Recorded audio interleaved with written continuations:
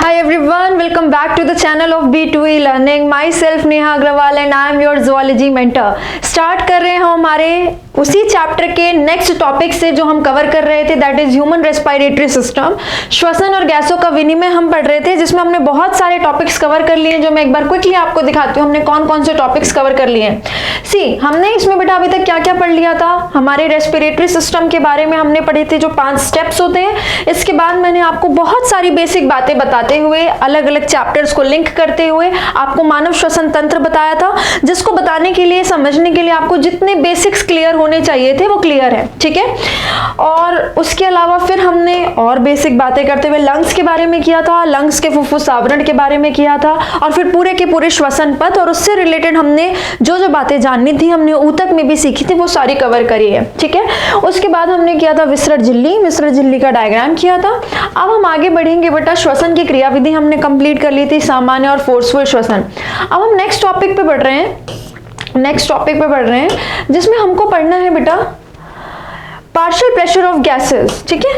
यानी कि हम पढ़ने वाले हैं इस टॉपिक में श्वसन गैसों का।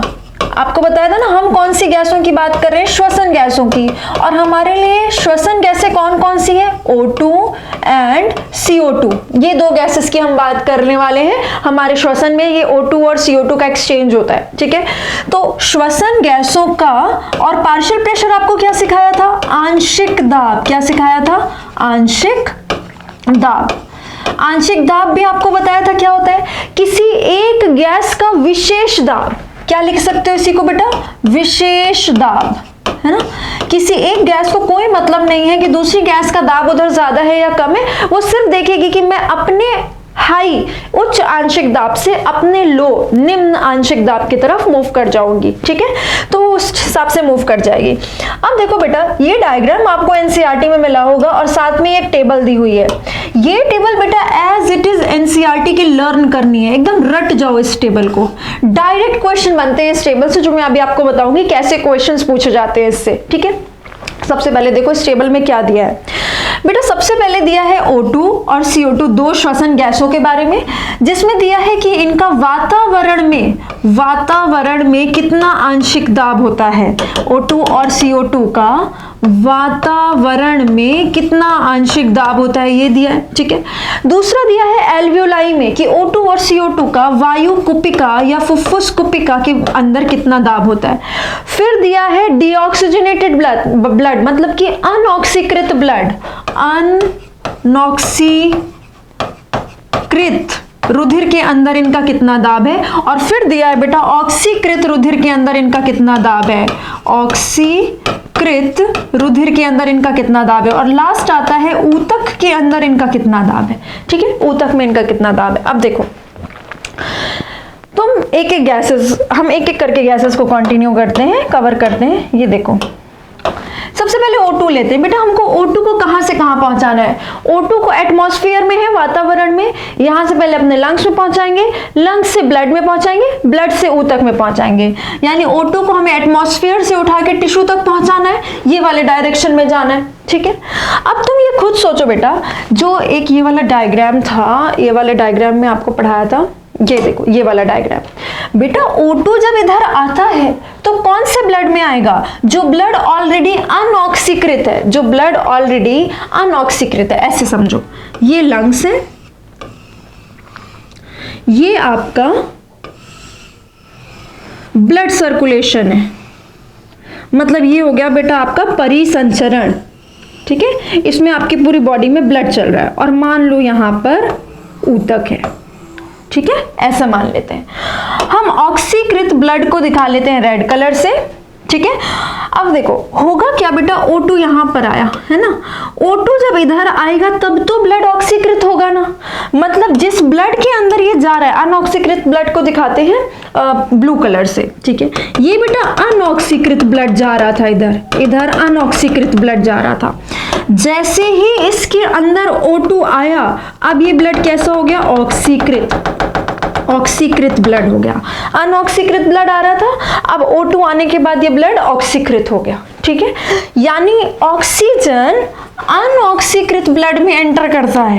अनऑक्सीकृत ब्लड में एंटर करने के बाद वो ब्लड ऑक्सीकृत होगा, तभी तो हम ऑक्सीकृत ब्लड बोलते हैं। उस अनऑक्सीकृत ब्लड में ऑक्सीजन आने के बाद वो ब्लड ऑक्सीकृत हो जाएगा। ठीक है, तो अभी CO2 पे, अभी O2 पे फोकस करो सिर्फ। तो अगर हम O2 की बात करें तो क्या हो जाएगा, देखो वातावरण में 159 का दाब था और एल्वियोलाई में 104 का दाब है। O2 को सिर्फ अपने दाब से मतलब है, CO2 के दाब से कोई मतलब नहीं है, तो हम सिर्फ O2 के दाब की बात कर रहे हैं। O2 वातावरण में है 159 और एल्वियोलाई में है 104 उसका दाब mmHg। तो हाई प्रेशर से लो प्रेशर की तरफ मूव कर जाएगा, यानी वातावरण से एयर एल्वियोलाई में आ जाएगा। वातावरण से हम इनहेल करेंगे और एयर एल्वियोलाई में चला जाएगा, क्योंकि हाई प्रेशर से लो प्रेशर की तरफ जाएगा। ठीक, अब एल्वियोलाई से यानी लंग्स से, ये क्या हो गए बेटा, लंग्स बोल लो, या लंग्स में एक्चुअल में ब्लड कहां पर है, इसके अंदर एल्वियोलाई में। एक्चुअल में एयर कहां पर है, एल्वियोलाई में, फुफ्फुस कुपिका या वायु कुपिका के अंदर। तो एल्वियोलाई से, जो एल्वियोलाई के जस्ट बगल में हमने केशिका बनाई थी, विसर्ड झिल्ली में हमने सीखा था, उसमें ब्लड जाना है। तो कैसा ब्लड है वहां पे, ऑलरेडी अनऑक्सीकृत ब्लड है। ठीक है, देखो ये जो अनऑक्सीकृत ब्लड आ रहा है ना, इस अनऑक्सीकृत ब्लड में ऑक्सीजन का दाब है 40 mmHg। ये देखो 40 mmHg। ठीक, अब ये 40 mmHg, CO2 के बारे में सोचो ही मत, सिर्फ O2 के बारे में सोचो। यहां से जो अनऑक्सीकृत ब्लड आ रहा था, इसमें O2 का आंशिक दाब है अनऑक्सीकृत ब्लड में। अनऑक्सीकृत ब्लड में O2 का आंशिक दाब है 40। ठीक, अब इसमें आ जाएगा ऑक्सीजन, और ऑक्सीजन आएगा बेटा, तो ऑक्सीजन अभी 40 से तो बढ़ेगा कि नहीं बढ़ेगा, 40 था, जितना ऑक्सीजन था उसकी वजह से 40 दाब हुआ। अब ऑक्सीजन और आ रहा है तो 40 से बढ़ाओ O2 के आंशिक दाब को, क्योंकि इसमें ऑक्सीजन आ रहा है। ऑक्सीजन आ रहा है तो ऑक्सीजन का आंशिक दाब बढ़ेगा, और इस वाले ब्लड में, ऑक्सीकृत ब्लड में, अब जैसे ही ऑक्सीजन आया ब्लड ऑक्सीकृत हो गया। ऑक्सीकृत ब्लड में O2 का आंशिक दाब यानी PO2, O2 का आंशिक दाब 40 से बढ़ के आता है 45, 50, 60, 70, 80 और पहुंच जाता है बेटा 95 तक। कितना हो जाता है, 95। सिर्फ O2 के बारे में बात कर रहे हैं इस टाइम पर। तो एक अनऑक्सीकृत ब्लड आ रहा था जिसमें O2 का दाब था 40, फिर हमने उसमें O2 और डाला, किसमें डाला, अनऑक्सीकृत ब्लड में। तो अनऑक्सीकृत ब्लड अब क्या हो गया, ऑक्सीकृत हो गया, और O2 का आंशिक दाब 40 से बढ़ के कितना पहुंच गया बेटा, 95। अब बेटा 95 वाला ब्लड यहाँ पे आ रहा है, ये 95, O2 इसमें 95 mmHg है। ठीक, अब इसमें से ऑक्सीजन को किस में जाना है, टिश्यू में जाना है। तो क्यों जाएगा, हाई प्रेशर से लो प्रेशर की तरफ जाते हैं, और बेटा टिश्यू के अंदर 40 का आंशिक दाब है, इसके अंदर PO2 40 है।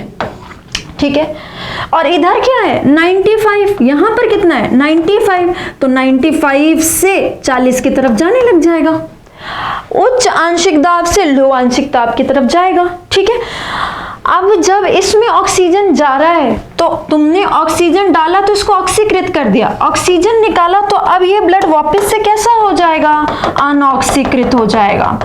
अनऑक्सीकृत में ऑक्सीजन डालोगे तो ऑक्सीकृत, ऑक्सीकृत से ऑक्सीजन निकाल लोगे तो ब्लड कैसा हो जाएगा, अनऑक्सीकृत हो जाएगा। फिर ये बढ़ के इधर आएगा, फिर से ऑक्सीकृत, फिर ऑक्सीजन लाएगा टिश्यू को दे देगा, फिर अनऑक्सीकृत हो जाएगा। ठीक, तो जब 40 को बढ़ा के तुमने 95 किया था, तो अब 95 से 40 की तरफ भेज रहे हो, तो इसमें वापस से आंशिक दाब कम हो जाएगा कि नहीं हो जाएगा।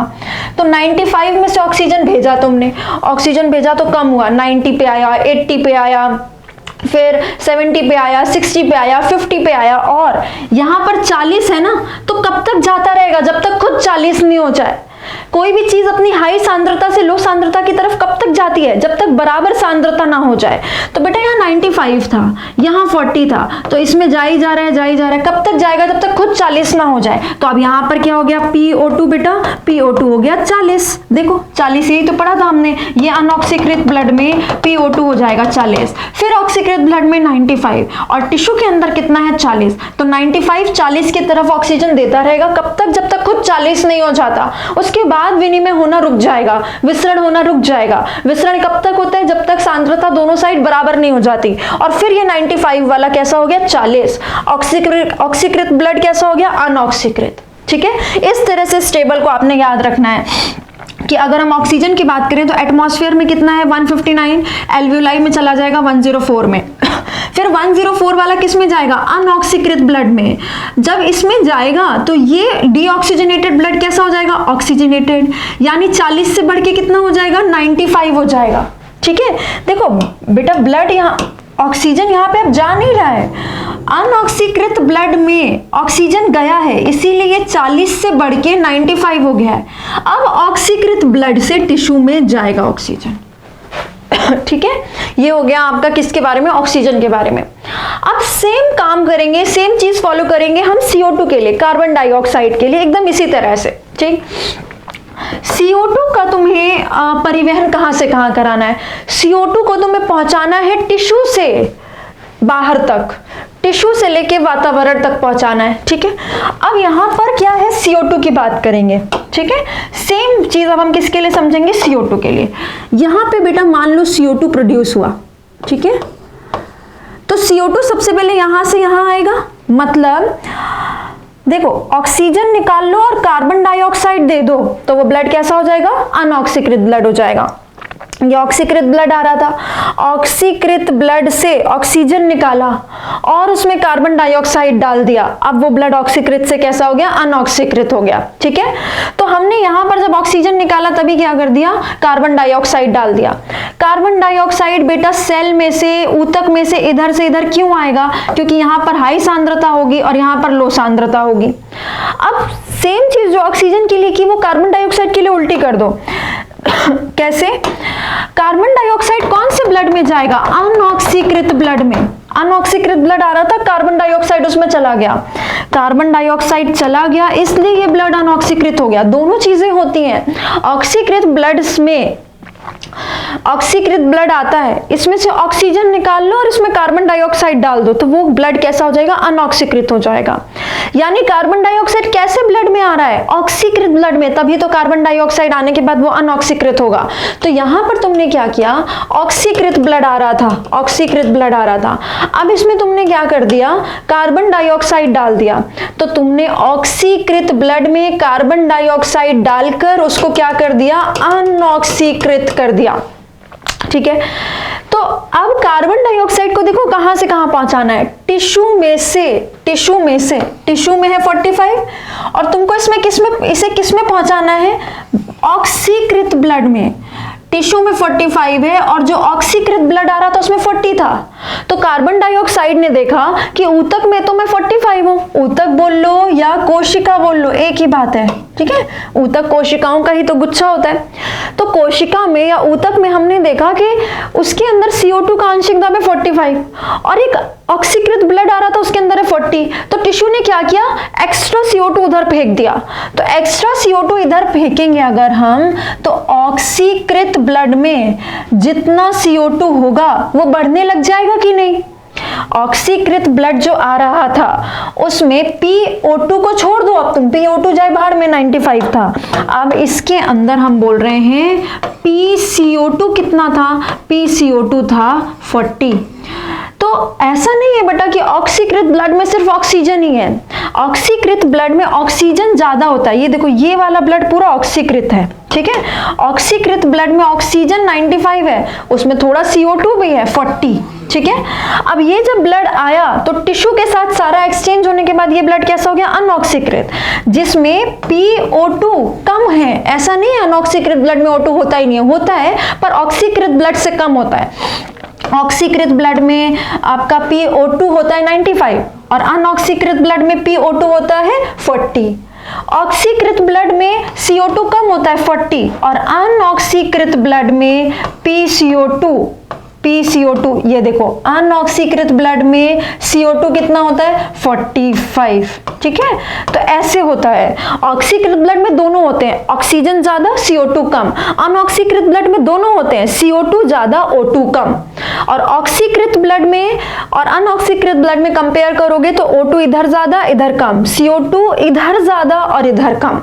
ठीक है, अब देखो हुआ क्या, ये जो ब्लड आ रहा था इसमें 40 था CO2 और यहां पर यहाँ पर 45 था तो इधर आ गया, इधर जब आएगा बेटा तो CO2 40 से तो बढ़ेगा और बढ़ के कितना हो गया 45, बढ़ के हो गया 45। इधर वाले ब्लड में 40 था, हमने इसमें CO2 और डाला तो अब इधर कितना हो गया 45 हो गया। ठीक है, तो ऐसा भी कब तक होगा, देखो ये खुद 45 था ऊतक, तो कब तक ट्रांसफर करेगा, जब तक वहां पर भी 45 ना हो जाए। अभी तो बताया ना, जब तक बराबर सांद्रता नहीं होती तब तक ये एक्सचेंज चलता है, विनिमय चलता है, विसरण चलता है।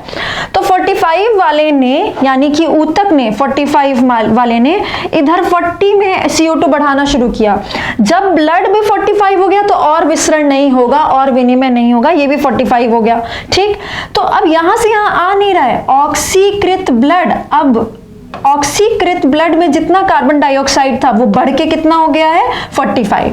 अब अनऑक्सीकृत ब्लड से तुम्हें एल्वियोलाई में पहुंचाना है, यहां पर कितना है,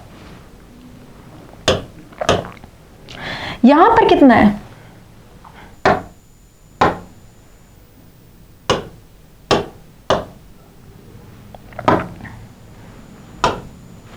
यहां पर है बेटा एल्वियोलाई में 40, इसके अंदर कितना है 40 और यहां पर कितना था 45, तो 45 से फिर 40 की तरफ भेज दो, उच्च सांद्रता से लो सांद्रता की तरफ भेज दो। ठीक है, तो यहां से यहां आ गया।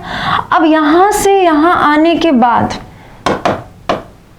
45 से आ गया 40 की तरफ। ठीक है, अब ये खुद कितना हो गया 45 से कम करते जा रहा है, अपने ऑक्सीजन को इधर भेज रहा है और इधर 40 था, तो तब तक कब तक भेजेगा जब तक खुद 40 नहीं हो जाता, इसीलिए इधर वाले ब्लड में कितना हो गया 40। यहाँ पे 45 था, इसने 40 की तरफ भेजना शुरू किया, कब तक भेजेगा जब तक खुद कम हो के 40 नहीं हो जाता, इसीलिए अब ये ब्लड जब इधर आएगा यानी अनऑक्सीकृत ब्लड जब ऑक्सीकृत बनेगा तो ऑक्सीकृत ब्लड में कितना होता है PCO2 40 हो जाता है।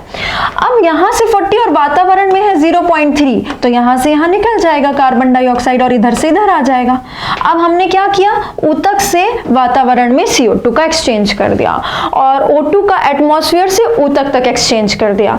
O2 कौन से ब्लड में जाएगा, अनऑक्सीकृत ब्लड में, और बढ़ा के उसको ऑक्सीकृत कर देगा, और CO2 किधर जाएगा ऑक्सीकृत ब्लड में और इसको बढ़ा के क्या कर देगा अनऑक्सीकृत ब्लड में 40 से 45 कर देगा। ये आपकी बहुत टेबल तो बहुत आसान दिखती है, हमने बस याद करनी होती है, पर इसको आपको इस तरह से पूरा कॉन्सेप्ट के साथ तैयार करना है। ठीक है, अब देखो क्वेश्चंस कैसे कैसे पूछते हैं, हो सकता है बेटा पूछ दे कि O2 का एल्वियोलाई में आंशिक दाब कितना है 104, आंसर लगा दो। CO2 का ऑक्सीकृत ब्लड में आंशिक दाब कितना है 40 लगा दो। तो देखो ये 40 45 40 40 40 45 एक जैसे नंबर्स हैं सब, तो आपको अच्छे से याद फिक्स ये टेबल रखनी पड़ेगी ताकि आप आंसर कर पाए। दूसरा देखो कैसा क्वेश्चन पूछता है, लेट्स से हमने बोला अनऑक्सीकृत ब्लड में CO2 का आंशिक दाब टिश्यू में ऑक्सीजन के आंशिक दाब से ज्यादा है। अनऑक्सीकृत ब्लड में CO2 का आंशिक दाब यानी 45, तो तुम्हें पहले वैल्यू याद करनी पड़ेगी अपने दिमाग में कि 45 की बात कर रहा है। बोला गया कि टिश्यू में O2 के आंशिक दाब से ज्यादा है, तो टिश्यू में O2 का आंशिक दाब होता है 40, तो ऑफ कोर्स 45 40 से ज्यादा है, तो आप बोलोगे हाँ बिल्कुल सही स्टेटमेंट है। ठीक है, या आपको क्या पूछ सकता है कि लेट्स से हमने बोला ऑक्सीकृत ब्लड में O2 के आंशिक दाब और अनऑक्सीकृत ब्लड में CO2 के आंशिक दाब में कितना डिफरेंस है, तो पहले तुम निकाल लो कि O2 का ऑक्सीकृत ब्लड में आंशिक दाब कितना है 95, और फिर निकाल लो, याद कर लो दिमाग में कि अनऑक्सीकृत ब्लड में CO2 का आंशिक दाब कितना है 45, फिर तुम माइनस कर दो तो 50 तुम्हारा आंसर आ जाएगा, 50 mmHg। तो ऐसे क्वेश्चन पूछ जाते हैं इस टेबल से, इसीलिए मैंने आपको बोला ये टेबल बाय हार्ट लर्न होनी चाहिए एकदम फिक्स अच्छी तरीके से, ताकि आप 3 तरह के क्वेश्चन सॉल्व कर सकते हैं। एक कुछ भी पूछ सकता है कहां पे कितना आंशिक दाब है, दूसरा ये इससे ज्यादा है तो आपको दोनों वैल्यू पता होनी चाहिए, और तीसरा 2 में डिफरेंस पूछ सकता है, तब आप बताओगे कि हाँ ठीक है वो इतना है ये इतना है तो इसके बीच का डिफरेंस इतना आएगा, अंतर इतना आएगा। ठीक है, तो इस तरह के क्वेश्चंस पूछे जाते हैं। अब मैंने ये जो इतना तामझाम समझाया ना आपको, ये डायग्राम दिया हुआ है एनसीईआरटी में, इससे समझो। ठीक है, एनसीईआरटी के डायग्राम को समझते हैं। ये देखिए बेटा, एक्सपायर्ड एयर, इंस्पायर्ड एयर, मतलब कि वो एयर जिसका अंतः श्वसन हो रहा है और जिसका बाह्य श्वसन हो रहा है, मतलब एटमॉस्फेयर से जो है एयर आ रही है और एटमॉस्फेयर में जो एयर जा रही है। ये हो गया आपका एल्वियोलस यानी वायु कुपिका। वायु कुपिका, देखो कुपिका के अंदर दिया हुआ है PO2 कितना है 104 कुपिका के अंदर, और PCO2 कितना है 40। PCO2 हो गया 40, ठीक है। तो O2 किधर से किधर आएगा, ये देखो बेटा, पल्मोनरी आर्टरी कैसा ब्लड लेके आती है, अनऑक्सीकृत ब्लड लेके आती है। पल्मोनरी आर्टरी यानी कि फुफ्फुस धमनी कैसा ब्लड लेके आती है, फुफ्फुस धमनी लेके आती है बेटा अनऑक्सीकृत ब्लड, ठीक है। अब अनऑक्सीकृत ब्लड आ रहा था, इसके अंदर ऑक्सीजन आ जाएगा तो ये ब्लड कैसा हो जाएगा, ऑक्सीकृत ब्लड हो जाएगा, जो कि किससे बाहर निकलेगा, फुफ्फुस शिरा से। फुफ्फुस शिरा में ऑक्सीकृत ब्लड होता है और फुफ्फुस धमनी में अनऑक्सीकृत ब्लड होता है, ठीक है। तो अनऑक्सीकृत ब्लड आ रहा था, अनऑक्सीकृत ब्लड में से CO2 हमने निकाल लिया और हमने उसके अंदर O2 निकाल दिया। इधर CO2 हमने अनऑक्सीकृत ब्लड में से एल्वियोलाई में फेंक दिया और एल्वियोलाई से O2 इसमें ले लिया। अब ब्लड कैसा हो गया, अनऑक्सीकृत से ऑक्सीकृत हो गया। क्यों, क्योंकि आपने उसमें से CO2 निकाल दिया और उसमें O2 डाल दिया, ठीक है। तो अब ये ब्लड ऑक्सीकृत हो गया। अब ऑक्सीकृत ब्लड आ रहा है हार्ट के पास और सिस्टमिक आर्टरीज यानी आपकी बॉडी की सारी धमनियों से ऑक्सीकृत ब्लड जा रहा है। कहां तक, ऊतक तक, बॉडी टिश्यूज तक, ऊतक तक सारा ब्लड जा रहा है, ठीक है। अब देखो ऊतक के अंदर हमने क्या किया था, ऊतक के अंदर हमने किया था O2 है 40, ऊतक के अंदर बेटा PO2 है 40 mmHg, और ये जो ऑक्सीकृत ब्लड आ रहा है उसमें ऊतक में उसमें O2 कितना है 95, तो O2 इधर से इधर आ जाएगा, ठीक है। और अब CO2 देखो, CO2 ऊतक के अंदर कितना है 45, ऊतक के अंदर है PCO2 बेटा, PCO2 है 45, और जो ब्लड आ रहा है उसमें कितना है 40, तो CO2 45 से 40 की तरफ चला जाएगा, मतलब ऊतक से ऑक्सीकृत ब्लड में चला जाएगा। अब इस ब्लड में से तुमने ऑक्सीजन निकाल लिया और इसमें कार्बन डाइऑक्साइड डाल दिया, तो ये ऑक्सीकृत ब्लड कैसा हो गया, अनऑक्सीकृत हो गया, डीऑक्सीजनेटेड ब्लड हो गया, और ये शरीर की सारी शिराओं से होता हुआ चला जाएगा आपके लंग्स के पास, ठीक। अब 95 में से 40 की तरफ तो तुमने निकाल लिया, तो 95 कम होके कितना हो गया 40 हो गया, और 40 की तरफ तुमने 45 यहां पर था, इसमें 40 था तो तुमने उधर डाला, तो PCO2 कितना हो गया 45, तो अनऑक्सीकृत ब्लड में 40 और 45 PO2 और CO2 हो गया, जो कि 104 और 40 की तरफ चला जाएगा, 104 और 40 से यहां पर आ जाएगा इस वाले की तरफ, ठीक है। तो यही यहां पर दिया है कि एल्वियोलाई में PO2 CO2 कितना है, ऑक्सीकृत ब्लड में कितना है, ऊतक में कितना है, और CO2 में अनऑक्सीकृत ब्लड में कितना है। जैसे हमने इस टेबल में किया ठीक वैसे ही आप इस डायग्राम में भी कर सकते हैं। PO2 104 है और इस वाले ब्लड में 95 है, तो 104 से 95 की तरफ आ जाएगा। 95 है और इसमें 40 है, तो 95 से 40 की तरफ चला जाएगा। 40 की तरफ जाएगा तो 95 से कम होके कितना बच गया, 40 बच गया। जिस ब्लड में 95 था उसने उधर ऊतक की तरफ ऑक्सीजन निकाल दिया, तो खुद कम हो गया, कितना रह गया 40। अब खुद 40 था और इधर 104 है, तो फिर से 104 से 40 की तरफ आ जाएगा O2। ये हो गई पूरी O2 की बात। सेम CO2 के लिए कर लो।